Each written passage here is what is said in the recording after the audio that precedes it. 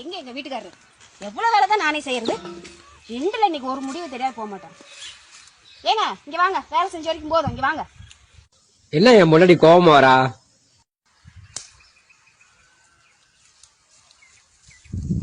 என்னம்மா? ஏங்க உங்க அம்மா ஒழுங்கா கொண்டு போய் முதியோர் இல்லத்தை போய் சேர்த்துட்டு வந்துருங்க. ஏன்டி இப்படி சொல்ற? ஏன்னா உங்க அம்மா நல்லா இருக்கும்போது நானும் அவங்களும் சேர்ந்து வீட்டு வேலையெல்லாம் பாத்துக்கிட்டோம், பிள்ளைங்கள ஒரு ஆள் பாத்துக்கிட்டோம், அப்படி சரியா இருந்தது. இப்ப வந்து பாத்தீங்கன்னா உங்க அம்மா உடம்பு எல்லாரும் படுத்துட்டாங்கல்ல, என்னால ஒண்ணுமே வீட்டு வேலையை செய்யவே முடியல. பிள்ளைங்களை பாப்பனா நான் இல்ல அவங்கள பாப்பனா இல்ல வீட்டு வேலையை தான் நான் பாப்பனா? அதனாலதான் சொல்றேன், போய் முதியோர் இல்லத்தை போய் சேர்த்துட்டு வாங்க. நான் சொல்றத கொஞ்சம் கேளுடி. எதுவும் பேசாதீங்க, நான் சொல்றதை மட்டும் செய்யுங்க.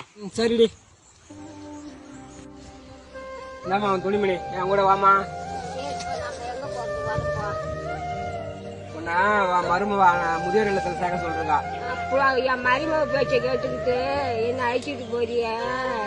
கண்ணு தெரியாத மண்ணு தெரியாது, நான் எங்க கண்ணு போறது? அதாம்மா நான் இருக்கேன், பயப்படாத. கொஞ்ச நேரம் உட்காரு, நான் என்ன பண்றேன்னு மட்டும் வேடிக்கை மட்டும் பாரு நீங்க, சரியா? வா நேரம் உட்காரு. உட்காந்துருமா. உன் மாமன் படிக்காதவன் தான், ஆனா பாசம் இல்லாதன்னு நினைக்காத. இப்ப பாரு அவளுக்கு என்ன வேலை காட்டுறேன்னு. இங்க உட்காந்து வரான்.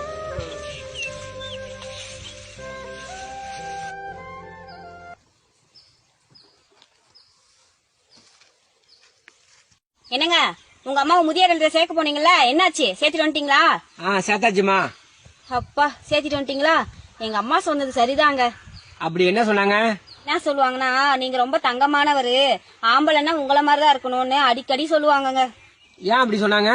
மனைவியோட சொல்ல தட்டாம கேக்குறீங்கல்ல, அதனாலதான். ஓ அப்படியா? சொல்ல மறந்துட்டேன்.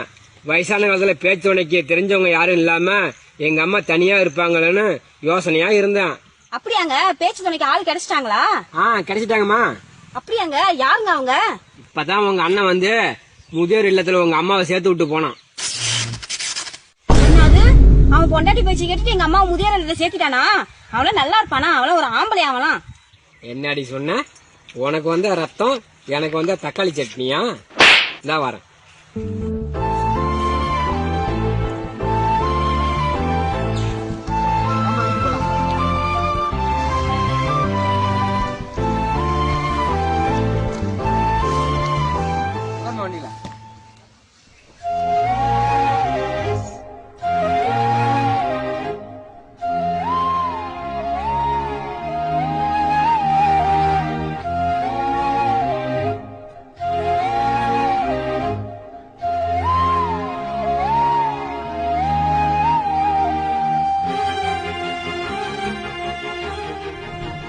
என்னை மன்னிச்சிருங்க, என்னோட தப்ப நான் புரிஞ்சுக்கிட்டேங்க. இனிமேல் எங்க அம்மா போல நான் பாத்துக்கிறேங்க.